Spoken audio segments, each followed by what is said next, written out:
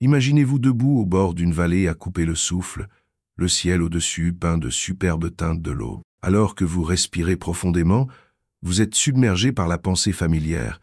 Que se passe-t-il après notre mort? Beaucoup d'entre nous ont grandi en entendant dire que le paradis est un lieu singulier de paix éternelle, mais et si je vous disais qu'il y a bien plus encore? La Bible nous emmène dans un voyage extraordinaire à travers 3 cieux distincts, chacun jouant un rôle vital dans le plan divin de Dieu. Alors, que sont ces cieux, et comment les comprendre peut-il changer votre vie spirituelle pour toujours? Plongeons dans ces royaumes célestes et découvrons la profonde vérité qui nous attend. La Bible présente une perspective fascinante sur la structure du cosmos, qui comprend 3 cieux distincts, chacun encapsulant une couche unique de compréhension dans le grand dessein de Dieu. Ce concept, souvent mal compris ou négligé dans les discussions contemporaines, révèle des vérités profondément spirituelles qui enrichissent la foi du croyant et sa compréhension du mystère divin. Une grande partie de la pensée moderne réduit le ciel à un royaume singulier et abstrait, souvent décrit comme un lieu éthéré où reposent les âmes chéries. Pourtant, le cadre biblique remet en question cette vision simplifiée, nous incitant à élargir notre vision spirituelle. Les Écritures, débordantes de sagesse divine, décrivent une réalité plus complexe qui reflète les multiples facettes de la création de Dieu et de sa relation avec l'humanité.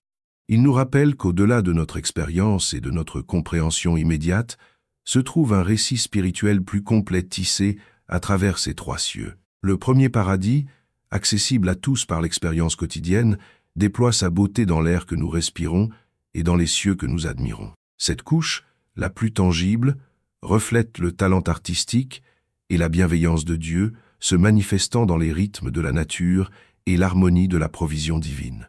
C'est là que les lois physiques de l'univers affichent leur précision et que chaque coucher de soleil agit comme une toile peinte par la main du Créateur. Dans Genèse 1:8, nous lisons que Dieu a créé le firmament, qui sépare les eaux d'en haut de celles d'en bas, nous donnant ainsi un aperçu de ce premier ciel.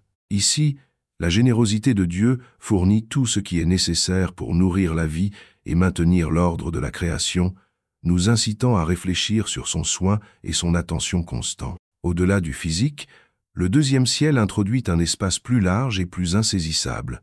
Elle est caractérisée dans la Bible par son étendue cosmique, des merveilles interstellaires qui stimulent l'imagination et témoignent de la puissance et de la majesté de Dieu. Il s'agit d'un domaine où résident les corps célestes comme les étoiles et les planètes, un espace qui nous rappelle l'immensité de la création de Dieu. Il sert de métaphore à son autorité et à sa sagesse illimitée, attirant les croyants vers une meilleure compréhension de leur place dans l'univers. Des Écritures, telles que le psaume 19, proclamant les cieux comme un témoignage de la gloire de Dieu, invitant les croyants à considérer la grandeur de sa création et la majesté que proclame chaque nuit étoilée. Alors que nous nous tournons vers le 3e ciel, l'attention se déplace de la création vers le Créateur, attirant notre attention sur le trône divin lui-même. Il s'agit de la demeure spirituelle de Dieu, un sanctuaire sacré au-delà des royaumes terrestres et cosmiques, souvent représenté comme la demeure de la présence de Dieu. L'apôtre Paul y fait allusion dans 2 Corinthiens 12:2, où il parle d'un homme enlevé jusqu'au 3e ciel, entrant dans un lieu de révélation profonde et de rencontre divine. Ici se trouve l'expression ultime de l'union avec Dieu, un royaume où les mystères de l'amour et du dessein divin sont pleinement révélés. Il offre un aperçu de l'éternité, où réside la plénitude de Dieu et où les croyants aspirent à communier avec lui en esprit. Comprendre ces 3 cieux enrichit notre voyage spirituel, nous rapprochant du cœur de Dieu. Cela nous met au défi de reconnaître les couches de réalité que Dieu a si méticuleusement créées, chacune révélant son caractère de manière unique et profonde. En explorant ces domaines, nous nous embarquons dans un voyage transformateur, celui qui approfondit notre relation avec Dieu à mesure que nous comprenons l'étendue de sa création et les significations plus profondes qu'elle revêt pour notre foi. Il est vital d'aborder cette compréhension avec ouverture et volonté d'élargir nos horizons théologiques.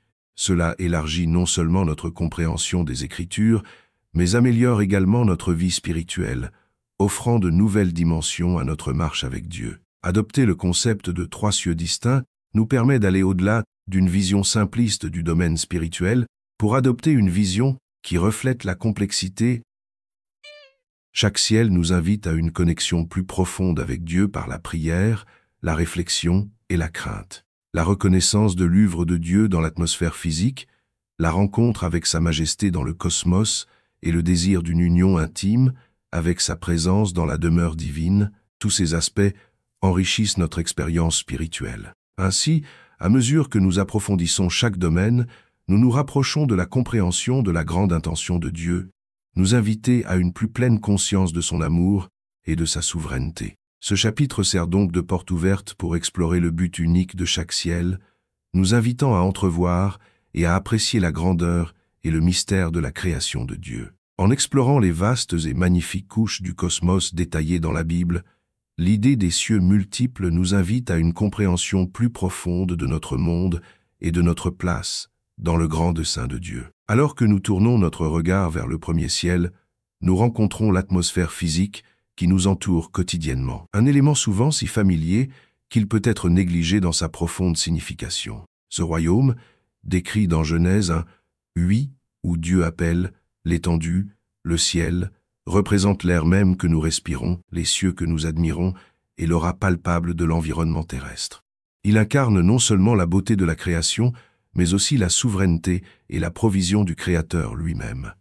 Des teintes brillantes du lever du soleil qui peignent le ciel dans des tons d'orange, de rose et de violet ardent, à la vue sereine de la nuit étoilée qui s'étend à l'infini au-dessus de nous, le premier ciel est une tapisserie tissée avec un art divin. Ces merveilles quotidiennes nous invitent à faire une pause et à réfléchir, à reconnaître que ce que nous tenons souvent pour acquis est le reflet du miracle créateur continu de Dieu.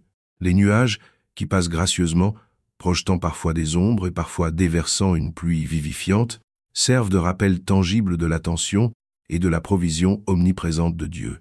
Ce paradis témoigne de la subsistance de la vie, où la pluie nourrit le sol et le soleil fournit la lumière et la chaleur essentielle à la croissance. Lorsque nous approfondissons les passages scripturaires qui parlent du premier ciel, nous trouvons un réseau complexe de versets qui mettent en valeur la gloire de la création. Tout comme Genèse 1:8 qualifie l'étendue de ciel, le psaume 19 éclaire davantage comment les cieux racontent la gloire de Dieu, les cieux proclament l'œuvre de ses mains. Cette proclamation souligne à quel point le premier ciel se présente non seulement comme une entité physique, mais aussi comme un panneau spirituel pointant vers le divin. L'air même que nous respirons, chargé de l'essence de la vie, devient une métaphore de la respiration dans l'Esprit de Dieu, un échange constant qui soutient et vitalise. De plus, considérer le premier ciel comme faisant partie du dessein de Dieu apporte un sentiment de profonde assurance. Les couches d'oxygène et d'atmosphère qui enveloppent notre planète sont finement réglées pour maintenir la vie, mettant l'accent sur la protection divine et la planification complexe de Dieu. Chaque rafale de vent, la composition même de l'air et la dynamique au sein de ce paradis atmosphérique témoignent d'un système complexe qui fonctionne sous le commandement souverain de Dieu.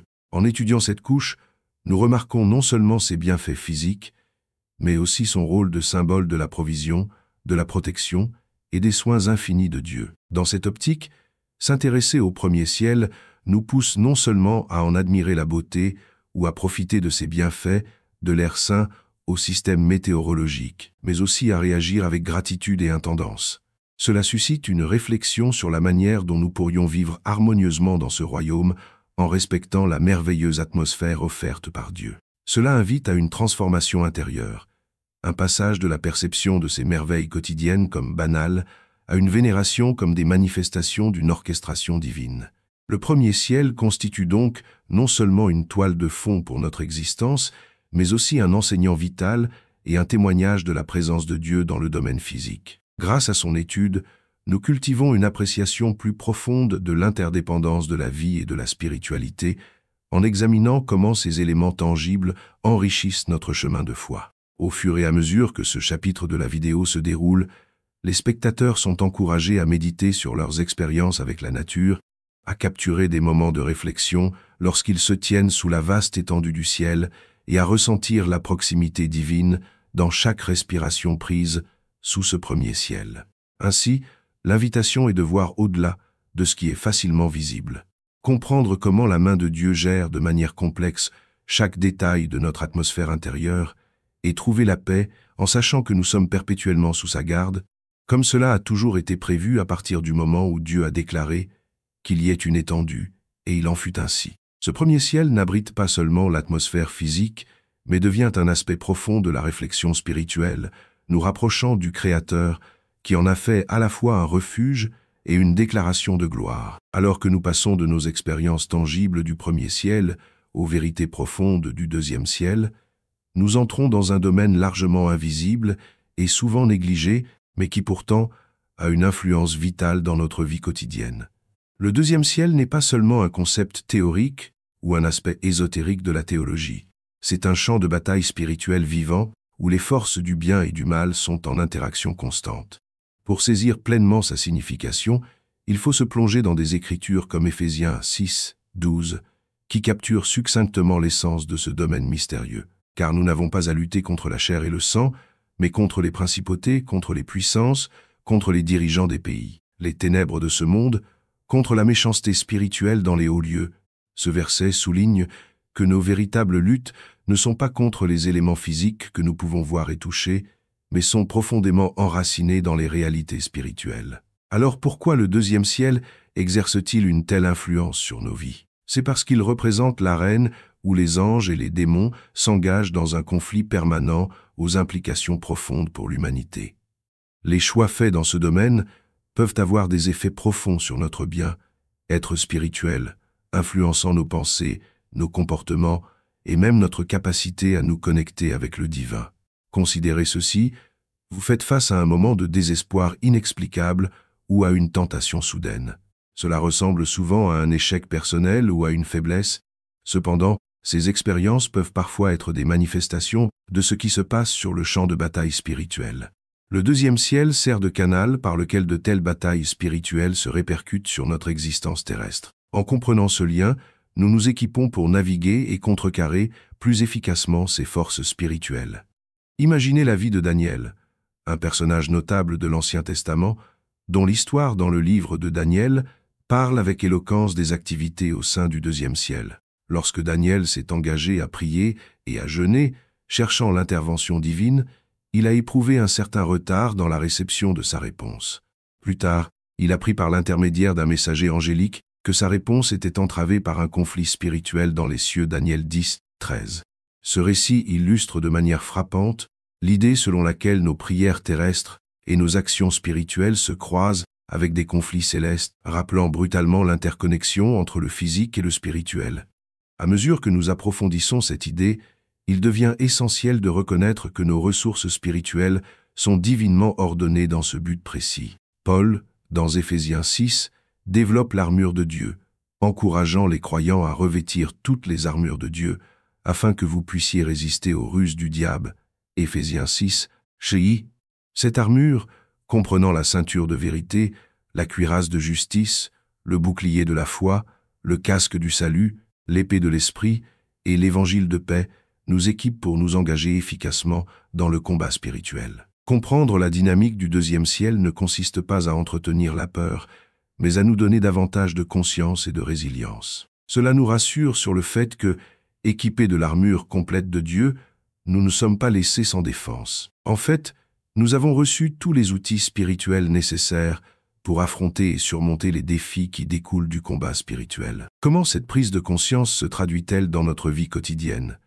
Premièrement, cela encourage une vie de prière vigilante. Reconnaître l'influence du deuxième ciel devrait nous inciter à rester en communication constante avec Dieu, en utilisant la prière à la fois comme bouclier et comme canal d'intervention divine. Grâce à une prière persistante, nous nous alignons sur les forces angéliques et faisons appel à l'aide divine pour naviguer dans nos combats spirituels. Deuxièmement, cela demande du discernement. Reconnaître que nos luttes peuvent avoir des racines spirituelles nous encourage à rechercher la sagesse de Dieu en demandant un aperçu des influences invisibles qui affectent notre situation. Ce discernement nous permet de réagir avec grâce et foi, plutôt que de réagir par peur ou par frustration. Enfin, cela inspire une approche communautaire de la victoire spirituelle. En tant que membre d'un plus grand nombre de croyants, cela nous rappelle que nos batailles ne se mènent pas seules. La compréhension des batailles du deuxième ciel encourage les croyants à se soutenir mutuellement par l'intercession, la responsabilité et l'encouragement formant ainsi un front uni contre l'adversité spirituelle. En fin de compte, même si le deuxième ciel représente un royaume d'activité spirituelle intense, il offre également l'assurance que nos efforts spirituels sont significatifs et ont un impact d'une manière que nous ne comprenons peu, être pas immédiatement. Cette connaissance devient une source d'autonomisation, nous poussant plus profondément dans notre relation avec Dieu et renforçant notre détermination à vivre notre foi avec courage et conviction. Alors que nous avançons dans notre voyage spirituel, rappelons-nous que même si les batailles se déroulent dans les cieux, leur victoire se manifeste dans nos cœurs et dans nos vies ici sur terre. Le troisième ciel constitue le summum de la révélation divine et sert de destination ultime à ceux qui croient. Alors que vous voyagez à travers les royaumes spirituels décrits dans la Bible, du royaume dans lequel nous habitons jusqu'au champ de bataille spirituel du deuxième ciel, la compréhension de l'essence sublime du troisième ciel apporte de la clarté et un but à notre marche terrestre. Ce royaume magnifique est décrit de manière vivante dans les Écritures bibliques, invitant les croyants à expérimenter le point culminant du plan divin de Dieu. Le troisième ciel n'est pas simplement un lieu, mais une réalité où réside toute la gloire de Dieu, offrant un sanctuaire éternel pour l'âme. Dans l'Écriture, l'apôtre Paul donne un aperçu du troisième ciel dans un passage capital trouvé dans 2 Corinthiens 12, 2-4. Paul parle d'avoir été enlevé jusqu'au troisième ciel, un royaume si divin et au-delà de la compréhension humaine qu'il l'appelle paradis. Cette articulation suggère non seulement une ascension physique et spirituelle, mais nous introduit à une dimension qui transcende les contraintes terrestres. C'est un royaume où les limites du temps, de l'espace et de la matière se dissolvent, dévoilant une existence merveilleuse à laquelle les croyants peuvent espérer participer. De plus, le troisième ciel est un lieu de gloire sans fin et de présence immédiate de Dieu. Apocalypse 21, 2 offre une vision profonde de cette demeure céleste, où Jean décrit la ville sainte, la nouvelle Jérusalem, descendant de Dieu, parée comme une épouse pour son mari. Cette imagerie sert d'allégorie à l'intimité et à l'unité ultime avec le divin, où les âmes trouvent leur épanouissement dans la présence manifeste de Dieu. Le troisième ciel illustre la promesse d'une vie éternelle, libérée du fardeau du péché et du chagrin, où le plan juste de Dieu est pleinement réalisé. Il est intéressant de se demander pourquoi les enseignements sur le troisième ciel sont souvent minimisés dans les sermons et les discussions. Une possibilité est la tendance à se concentrer sur les défis tangibles de la foi présents dans notre monde ou dans les batailles spirituelles du deuxième ciel. L'expérience humaine gravite vers ce que nous pouvons toucher et voir. Le troisième ciel, cependant, nécessite un acte de foi et une adhésion au mystère divin, le plaçant en dehors du domaine de la conversation typique. Cette absence de prédication peut avoir de profondes implications. Comprendre le troisième ciel est essentiel pour dévoiler la profondeur des vérités spirituelles et aligner sa vie sur le dessein ultime de Dieu. C'est une destination, mais c'est aussi un état de devenir, un état qui encourage les croyants à vivre dans l'anticipation et la préparation pour l'éternité.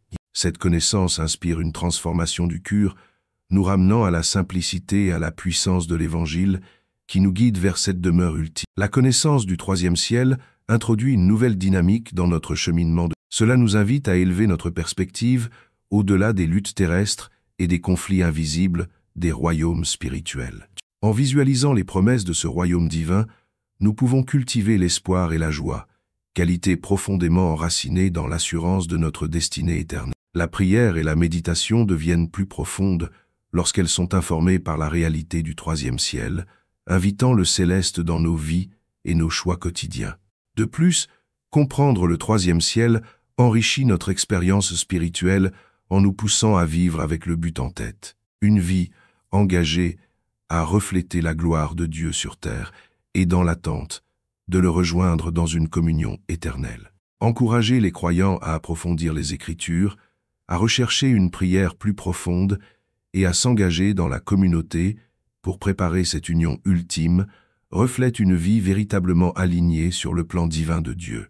Alors que nous vivons dans l'attente de cette glorieuse promesse, que nos vies soient des phares d'espoir pour le monde, portant le fruit de notre aspiration céleste et influençant les autres vers un chemin qui transcende le temporel et les guide vers leur héritage divin. Dans ce voyage de foi, abordons la vie avec audace, informés par la connaissance transformatrice du troisième ciel, en nous rapprochant toujours plus de Dieu et de son royaume durable.